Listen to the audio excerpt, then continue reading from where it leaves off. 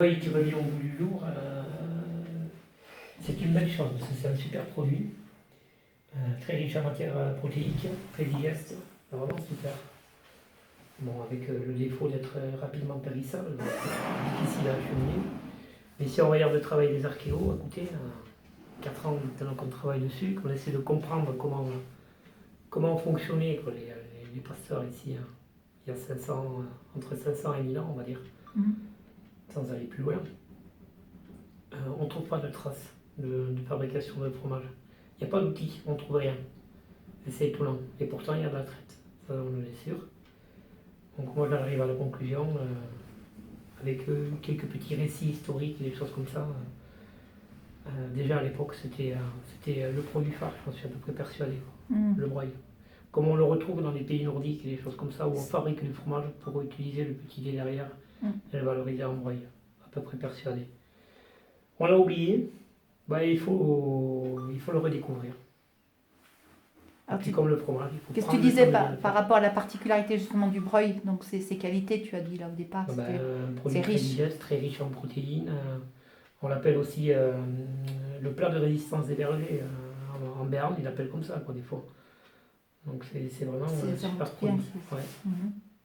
Puis c'est très goûteux, c'est bon, très agréable à manger.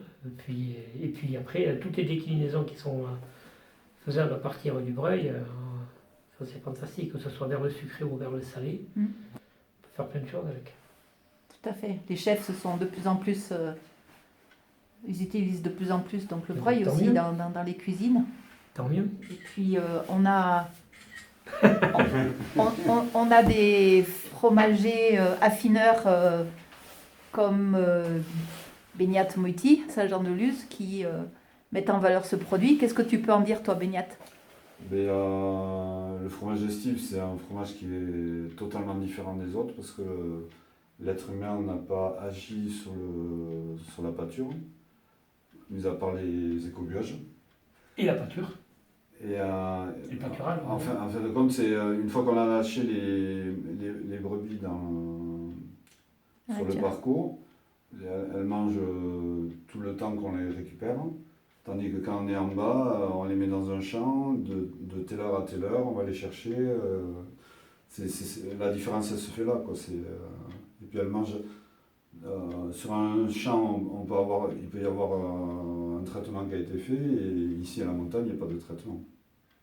Et là, au niveau gustatif, puisque toi tu es affineur, donc tu achètes le fromage, tu l'affines dans tes caves. Tous les jours est différent parce qu'il est sur un parcours différent. Il y a là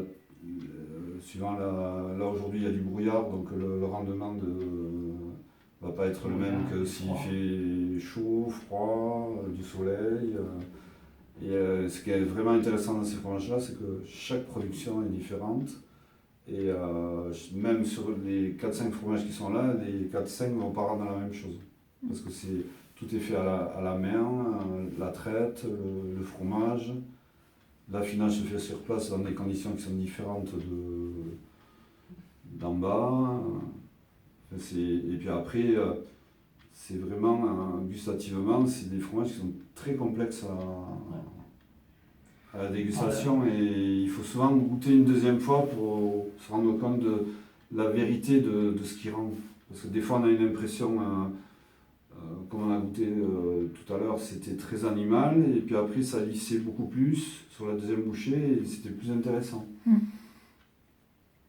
C'est toute la biodiversité, c'est le thème, l'un des thèmes qui, on va pas dire à la mode, mais qui est beaucoup évoqué quoi, dans beaucoup de choses, la biodiversité. En fait, on revient à cette biodiversité, parce qu'elle a toujours été là. Nous, on la retrouve complètement ici. Tu as une biodiversité animale, on retrouve la biodiversité végétale par la pâture, tout ce qui peuple quoi, le sol, même une biodiversité, on peut presque dire même une biodiversité minérale. On a des choses très complexes aussi en minéral, ici sur les sommets. Et puis une biodiversité aussi bactérienne, derrière. Dans les caves, on retrouve de nouveau une biodiversité très riche en bactéries aussi, puis tu retrouves tout là derrière. Quoi. Et puis si on a, pour mettre en valeur tout ça, quelqu'un qui en a conscience, et qui essaie de mettre tout en œuvre pour l'exprimer au maximum, ben, c'est tout con. Ça fait partie des meilleurs produits qu'on peut trouver. Le plaisir, le goût, quelque chose de sain.